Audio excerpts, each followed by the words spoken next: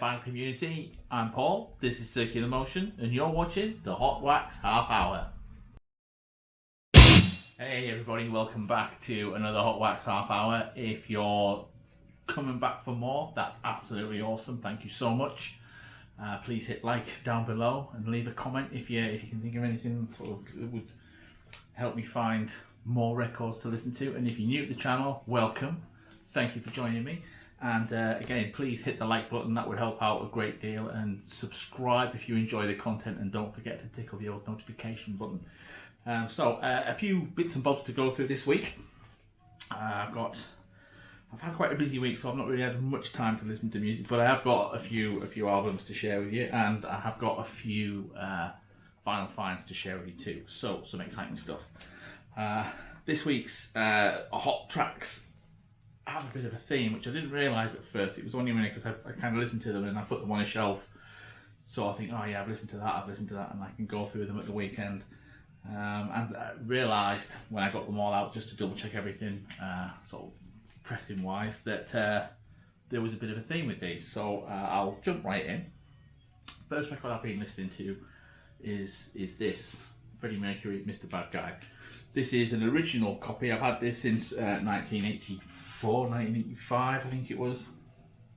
I got it when it first came out quite excitedly, and I wasn't disappointed. I know a lot of people were. A lot of people didn't really get it. Was it his best work? Probably not, no. But I do like it. Some great tracks on there that I still think are better than the subsequent remixes on the Freddie Mercury album, and the ones that appeared on the Made in Heaven album. I also think these are better, including I Was Born to Love You and Made in Heaven itself. So yeah, really a really good album. I think it's got a really nice full sound, and again, much like Hot Space and Roger Taylor's solo albums in the 80s, this sounds better than anything really that Queen put out after Hot Space, personally, in my opinion. This is a nice pressing. It's CBS, and it's in great nick. I mean, the cover's a little bit mouldy actually. I don't know if you can see that there, but obviously it's got Fred there on the front and on the back. Looks like they've just lifted his glasses directly off the front cover there, and then there's another nice portrait of him on the inner sleeve, all the lyrics and everything. So yeah, it is. I like it. I do. You can tell when you listen to the two tracks that appear on the Made in Heaven album, that they've just taken his vocals off and they've reworked them themselves. He's had no input into that, and they're decent enough, but they're just not up to scratch, in my opinion. But moving on quickly, otherwise I would talk all day about Queen and Freddie Mercury. Spinal Tap, The Majesty of Rock, or Break Like the Wind with The Majesty of Rock on this album. To be honest, it's not really something that I would have bought normally. I only bought it because HMV had a 2 for $30, and I bought 3 LPs and I needed a 4th, so I thought, yeah, why not? And it didn't disappoint in as much as it is quite a disappointing sort of record. A couple of good tracks, Bitch School, Majesty of Rock. It's got All the Way Home, which is actually one of my favourite tracks from the movie, but it's not very good. It's not a very good pressing. With it being a picture disc, you can hear the needle on the record right from the get-go. You can kind of hear this grating noise. It's not great, but it looks nice, and I'll probably find a frame for it maybe and hang it on the wall rather than keep it in my collection, because I can't see me listening to it much. I put it on, and to be honest, I didn't even get through the full record. I didn't even get through the full first side. I just thought, no, I just can't do this. But, you know, each their own. Fun fact, Christopher Guest, Nigel St. Tufnell in the band. Nigel Tufnell, sorry, it was David St. Hubbins. He was actually a lord at one point, an actual genuine bona fide British lord. I think it was a hereditary title he inherited. So he and his wife, the delectable Jamie Lee Curtis, could, if they so wished, sit in the House of Lords. Who knew? So yeah, I think he's given it up now, but wow. Imagine that. So anyway, yeah, that's that one. Sticking in the 80s, really. Another classic classic band, but not necessarily a classic album. Although it does kind of belie the weirdness to come, it's not their best work. It's worth having if you're a completist. But yeah, Faith No More, We Care a Lot. It's not brilliant. But this is an original copy. It's an original pressing on the Mordant record label, or Mordam even. You can see there, and it's interesting in as much as it's got an early version of We Care a Lot and an early version of Arabian Disco, both of which went on to appear on their Introduce Yourself album, which was kind of like their breakthrough album. We Care a Lot got them a lot of radio play. I remember the version of that album, and then obviously they went stratospheric with the real thing. But it's not a bad album. It's interesting because in the Dead Wax, in the run out groove on both sides, there's a little message. You're used to seeing things like Porcupine Cuts or Master Disc RL, stuff like that. But this actually, on one side it says, do not operate heavy machinery or drive whilst under the influence of, followed by an ellipsis. And on the other side, it says light fuse, move away. So yeah, pretty quirky. But yeah, original sort of band members: Mike Borden, Billy Gould, Roddy Bottom, and Big Jim Martin, and of course Chuck Mosley, who sadly passed away a few years ago. But yeah, again, if you're a completist, it's worth checking out, but it's not a must-have album by any stretch of the imagination. And moving on again. Greatest hits, essentially. The first one from David Bowie, Changes. This was one of the first records I bought when I got a record player and got back into vinyl. And this was one of the 2 for 30s that I bought, I think, when I got the Spinal Tap album, if I'm honest. But it's a great album. It's got some cracking tracks on: Space Oddity, John I'm Only Dancing, Changes, Ziggy Stardust, Suffragette City, which is one of my favourite tracks of all time. I love there's a Twisted Sister version on their documentary. It's really quite nice. Gene Genie, Diamond Dogs, Rebel Rebel, Young Americans, Fame, Golden Years. This is a 2016 reissue. It's a really nice pressing. I think it was 20 quid, but you could get it to 30 from the HMV website, so it's an orange label on it there, and it does sound, actually, for a reissue, it sounds really nice. But most of the Bowie stuff does sound nice, the reissues. They don't sound quite as good as some of the originals, but this sounds quite decent. It's been nicely sort of put together. So yeah, recommend that one wholeheartedly.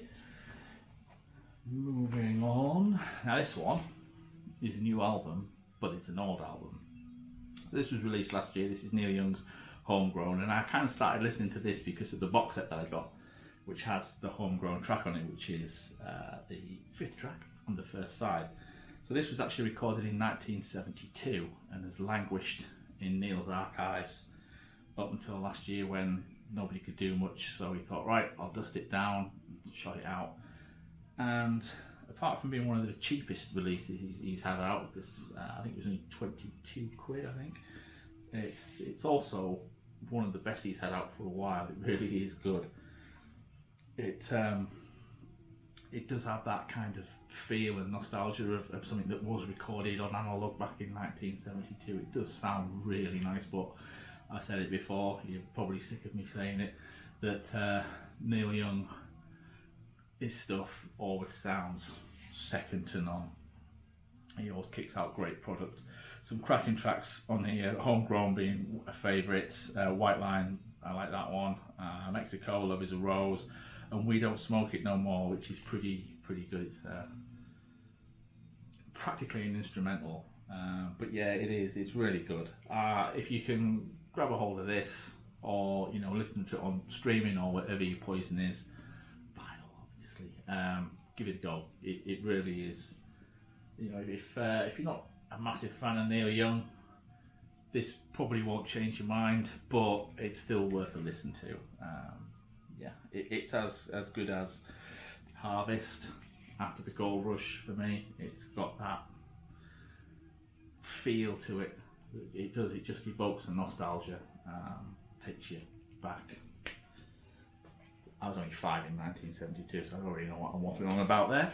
And finally, Motley Crue, their first album. So this was originally, I think, a 1981 release on Leather Records, and I think it has 3 subsequent reissues on the, well, two reissues on the Leather Records, and then this was I think the last one of the 80s, which was in 1984, and this is on the Elektra label, and it's a brilliant album. And I'm going to do, this is going to feature in my midweek video, along with another new record that I've got.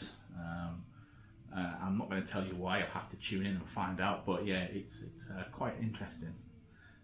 Trust me, I'm not just trying to clickbait you in. But yeah, this is a cracking album. Live Wire, Come On and Dance, Public Enemy #1, Merry Go Round, Take Me to the Top, Piece of Your Action, which is an absolute classic, and Too Fast for Love, which is also an absolute classic, with Starry Eyes and On With The Show. Yeah, this is a great, and I love the kind of pastiche of the Stones' Sticky Fingers album. It's well worth checking out. It's a classic album. For me, it's one of their best. This and maybe Dr. Feelgood, probably two of their best albums. This is, whereas Guns N' Roses brought out their debut album and never quite lived up to it, Motley Crue managed to live up to their sleazy kind of drug-addled, dirty boy image for quite some time before they became corporate rock whores. A very slim-looking Vince Neil on the back there with his very sort of Brian what's-his-face from Sweet kind of hairdo. So yeah, give it a go. It really is good. So what's the theme with all of these? It turns out, when I looked at it and thought about it, I've seen all of these artists live. So yeah, Motley Crue, I saw at Donington 1984 the first time, and then I saw them on the Home Sweet Home Theatre of Pain tour. That was it, Theatre of Pain tour, which they were okay apart from Tommy Lee's taped cowbell that kept playing while he was doing his solo. But yeah, that's there. Neil, of course, I've seen a few times with my dad, with Crazy Horse, with Promise of the Real. Last time I saw them was at the Barclaycard British Summertime Hyde Park concert, and that was phenomenal. Bowie and Spinal Tap, actually. I saw both of these at the Freddie Mercury tribute gig, which was great because Bowie played with Mick Ronson and Ian Hunter up on stage, so that was kind of like a moment that will never ever be repeated again. Spinal Tap was Spinal Tap. They were okay. Faith No More, saw them on the Real Thing tour, and then I saw them on the Angel Dust tour, and I think I also saw them support Guns N' Roses with Soundgarden at Gateshead Stadium. Faith No More were excellent. They were the first band on. Soundgarden were really good. They were a band that I was really into, but they held my attention for the whole of their set. And I left about 30 minutes in to Guns N' Roses. To give you an idea, that was on their Use Your Illusion tour. It was just dull, boring.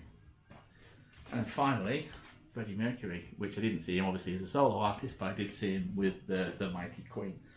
I was fortunate enough to see him 3 times live, most notably at Nebworth, which was their last live performance. Those of you that love Queen will know. And their last live performance as that band, you can still go and see them now. I did make the mistake of going to see them with Paul Rodgers singing, and you know, they're all good at what they do, but they just didn't work for me as a band. They were very corny and contrived and just lacking, I think, in what Queen used to be. But fair play to them for keeping going, and fair play to them for still going on strong now with Adam Lambert, who does have a voice that's much better suited to the kind of songs he's singing than Paul Rodgers, in all fairness. But yeah, they just need to sort out decent product. I won't mention Live Around the World again. But anyway, on to the vinyl finds. So, I've got a few. Some of them are 7 inches. So these were actually given to me by a dear friend. He gave me a job load of records, most of which really weren't my thing, or they weren't really in great condition, so they've gone to charity, the charity shops. But I've got some, I kept these mainly for nostalgia purposes. Two of them in particular for nostalgia purposes. So when I was a kid in York, I went to a school that was originally a girls' school, and then they got boys in, and they didn't have really boys' sports facilities. I am going somewhere with this, trust me. And so then we used to have to go to another school, where we would then go from that school to the Knavesmire racecourse, where we would do rugby and other sporty stuff that boys did, but not me, because I hated sports, and I still do, as you can tell. I'm built for all kinds of non-competitive action. And yeah, so me and my friend David Pollard, I wonder what he's doing now, we would just bunk off and we would get into town and we would go to a shop called Track Records, which I believe, if my memory serves, was on Coney Street, but I could be wrong about that because it is a long time ago. But anyway, they used to sell ex-jukebox singles, and the very first record I bought for 25p ever, a 7-inch single, was the one that I want, Olivia Newton-John and John Travolta, Don't Judge Me. But this is great. It's a nice little bit of nostalgia. It sounds surprisingly good. I gave it a bit of a clean up, and it sounds better than I actually expected it to sound. Same with this one, which is Summer Nights. Same guys again, obviously. Both on the RSO label, the Robert Stigwood organisation. He did a lot of soundtracks. That label did a lot of soundtracks back in the day. I think I've got a Star Wars double LP that is on the RSO label, if memory serves. And in fact, I might dig that out actually, because that's another thing that I really do like to listen to, is soundtracks and stuff. So yeah, moving on from that. So those are both original pressings from 1978, is it? 78 or 79? 78. We've got Sunderland Brothers and Quiver from 1976 with The Arms of Mary, which is a familiar song to a lot of you, I'm sure, with a B-side of We Get Along. Again, this, it sounds way better than I would have expected it to. I can only ever remember hearing the name Sunderland Brothers and Quiver. So, although I've heard covers of The Arms of Mary, I didn't know that they'd originally sort of brought it out, or is that a cover? I don't know. But it sounds really nice. Then, how many of you are old enough to remember Plastic Bertrand? Saint-Pain pour moi. Saint-Pain pour moi, yeah. This is a cracking track. I remember this when this came out. I was at the same school. This was 1978. B-side of Pogo Pogo, which I haven't listened to, but I have played Saint-Pain pour moi to death. It is a brilliant track. Some brilliant trashy Euro pop, or kind of like Euro pop punk, I suppose you might want to call it. Then we've got some Queen of Rock and Roll, Susie Quattro herself. So this is If You Can't Give Me Love, and then the B-side is Cream Dream. And yeah, this is on the RAK label, pretty decent quality. It's not her best. I prefer Devilgate Drive or Can the Can, but I'll take it. A bit of Susie Q. Then we've got Rolls Royce Car Wash from the great film of the same name with the inimitable and much missed Richard Pryor. This is a great track from a great film with the B-side of Water, which is also from the same film. That's on the MCA Records label. And then finally for the 45s, this was another bonus because this took me right back to being at school in 1978. Yeah. This is Sham 69, If the Kids Are United. Brilliant. Oh, upside down, there we go. Brilliant stuff with the B-side of Sunday Morning Nightmare. This is just some classic British punk. It's foot stomping. It'll get you pogoing around your living room.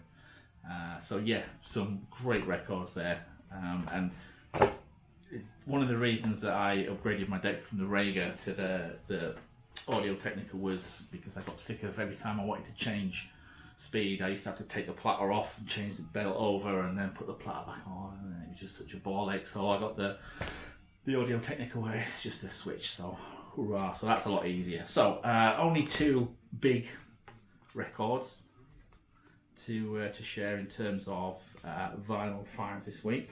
So one of them, I'm a sucker for targeted ads on Facebook, and it's like they know me inside out, and I'll see like an advert for records and I'll think, ooh, and this one was no exception. This one, I think, was it from either The Sound of Vinyl or Rough Trade? I can't remember where I got it from because I used to keep ordering from all over the place. But this is it's a reissue. It's not sure when. Does it say on there? So it was originally a 1983 record. Yeah, 1983 release.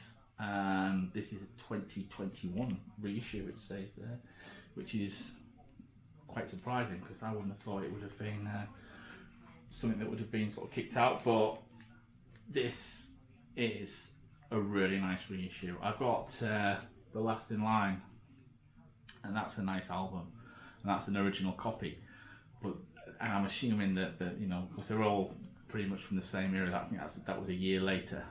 But this album sounds better than that album, so I'll be interested to hear an original copy of Holy Diver if I can get hold of one, which I will look for one.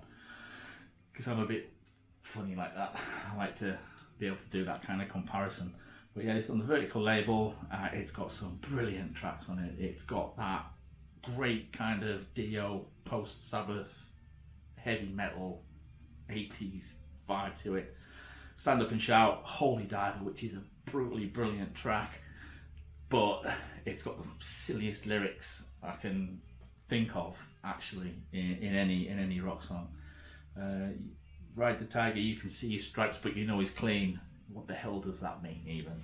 But who cares? Because it's Ronnie and it sounds great. Gypsy, Caught in the Middle, Don't Talk to Strangers, which is another phenomenal track with some nice esoteric lyrics that are a little bit less silly than Holy Diver. Straight Through the Heart, Invisible, Rainbow in the Dark, which is another cracking track, and Shame on the Night. You know, this is a really good album. Ronnie, obviously, on vocals and keyboards, Jimmy Bain on bass, the great mighty Vinny Appice on drums, which if you like drums, he does a lot of stuff on YouTube, showing how he does some of the fills on some of the Dio records, you know, and he's a really nice guy. His brother Carmine is also another cracking drummer who's played with a lot of big names. He's got quite a CV, Carmine Appice. And of course Vivian Campbell, who I today saw has his own Pop Funko. Don't ask me why. Def Leppard. It was a Def Leppard Pop Funko, Vivian Campbell, that was it, and it was in Home Bargains for like $2.99 if you're interested and you live in the UK, you want to get a Vivian Campbell Pop Funko, Home Bargains is the place to go. But yeah, this is a cracking album. Couldn't resist it. I think I paid 19 quid for it plus postage, and I'm not disappointed at all. This sounds excellent. The drums sound great. Everything, there's great definition on it. There's great, you know, it's a nice sort of sound stage. I can't recommend this album enough. Conversely, we're going to go on to this. This was a huge disappointment, but it's not Roxy Music's fault. Who's heard of Steven Wilson? I hadn't until recently, I'll be honest, and that's, you know, I don't mean any sort of disrespect to the man.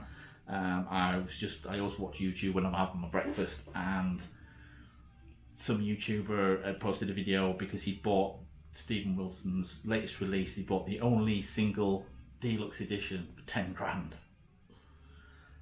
Wow.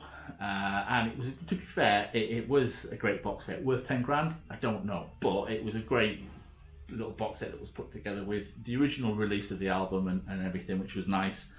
But it had some actual CDs that he'd like burnt himself to put in, with some unreleased stuff on, some cassette tapes with some more unreleased stuff on. I think there was a couple of 7-inches with some unreleased mixes, which was really a really nice touch.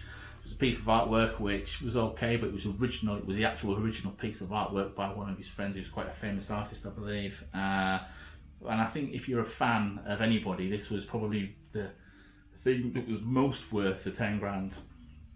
I think he got nominated for a Grammy last year, and so his nomination letter was in there, and he's nominated. Anyone that gets nominated for a Grammy, you get a medallion apparently, and then if you win, obviously you get the statue or whatever it is. So that was in there, his medallion and his letter. Brilliant. Would I have paid 10 grand for that if it was something that Queen had released or Neil Young? Probably not, no. But fair play, the guy had the cash. It was what he wanted and he got it, so brilliant. And you know, he was chuffed. You could tell he was chuffed. And the best thing is that, you know, he shared on YouTube sort of the exclusive stuff, because that was part of the contract of sale, was that whoever bought it could, without making any money from it, could actually redistribute it as they saw fit. So if they wanted to keep it to themselves, they could. If they wanted to share it with the world, Stephen Wilson allowed that, which I think is also really good. And it's interesting, I should point out that the 10 grand didn't go into Stephen Wilson's pocket. It went into a fund for, not sure it was a fund for artists that are struggling during lockdown, or whether it went into like the people behind the scenes, like, you know, the producers or road crew or whatever, tour managers, but it went to a worthy cause to help keep people afloat. So, you know, no judgment. However, I like some Roxy music. I've listened to this album. My friend Brian Blackburn, hey Brian, that's the third time I must start charging you rent. He recommended that I listen to some Roxy music, and I did, and I really liked it. I liked this album a lot, and I targeted that on Facebook. Coda Records, which I had sworn off, I thought, because they were so greedy with their original releases, I wouldn't bother anymore. But I saw this. It's a record store day release from either last year or 2019. I can't quite remember. And the story is that Roxy Music brought out a big retrospective box set, apparently, and they hired Stephen Wilson, who is renowned as a producer. I didn't know, and he does lots of surround mixes and stuff, and apparently they're really good. But they hired him to do a mix of this album, and he did this stereo mix of this album, which they then subsequently didn't include in the release for whatever reason. So skip forward a few years later to 2019, I'm pretty certain it was 2019 Record Store Day, and Roxy Music think, yeah, we'll dust it down, we'll kick it out, or the record label did, and it's beautifully packaged. It's really nice. You know, it reproduces the album artwork and everything. You've got this, and it's, you know, it's a nice, well, it looks nice, a nice clear vinyl pressing. You know, you can just see it's got the different coloured labels on each side. There are two problems with it. Not the price, surprisingly, with Coda Records. This was actually quite reasonable. I think I paid 24 quid for it, which I thought was decent enough compared to the £60 for a white vinyl pressing of Rod Stewart's greatest hits. So I thought that was quite a bargain. So I thought, yeah, Stephen Wilson, I'll give it a go. Got it, excitedly put it on the turntable, waited for the needle to drop, and was thoroughly underwhelmed by it. It's muddy, it's horrid. And yeah, maybe it is my system, but then, you know, Dio sounded so good on it, and Neil Young sounds so good on it, so I know it's not, you know, top of the range by any stretch. It's not even top of the bottom of the range, but it does its job, and this just is underwhelming. So I'm really sorry, Stephen Wilson, if you ever watch this, but it's poo. And I'm thinking that maybe this is why Roxy Music didn't include it in their box set, because it just didn't quite make the grade from a quality point of view. Not just that, but the pressing itself is a bit lackluster too. There's a lot of noise on the vinyl. A lot of sort of, I don't know if you remember when I did the review of my Queen box set that I got, and I played that last track, My Fairy King, on the first side, and there was that weird scraping sound. There's some of that on here, and a little bit of distortion here and there. So thoroughly underwhelming. And I know generally I don't like to be negative about stuff. I do like to, you know, always look for the good. And like I say, packaging wise and pricing wise, it was great value, but it just, from a sound point of view, it just didn't do it. So I'm going to try and either catch it with a decent reissue of this album, or see if I can find an OG copy. I'm going to be tapping up my friend at the Record Hut when it opens up eventually, and see if he can put me one aside somewhere, if it comes in. And that's that. I've just I do have a few more vinyl finds. I'm going to save them for next week. I just got one yesterday, which is really good, and I can't wait to share that with you. But I want to give it a good listen to first. I want you to listen to a few tracks. And I've got another one coming by the same band, which may be here by next weekend. It may not be, I don't know. And I've still got a few vinyl finds up my sleeve. But like I said, I'm rationing them until I get some more gainful employment, but that will come very soon, I promise. But anyway, that's it for this week. Thank you ever so much for sitting through all this, persevering. If you've got any recommendations, anything that you think I should check out, please leave me a comment down below. And if you've liked what you've seen, please hit the like button. And if you're new, please hit the subscribe button and tickle the notification bell to make sure you keep abreast of any new content. Like I say, I've got something coming midweek, which, although it's probably a subject that's been done to death, hopefully you'll find it interesting, because I think I've actually cracked the thing that I'm going to look at. But I don't want to give too much away. But stay tuned and stay safe, keep well, and keep listening to that vinyl. Take care.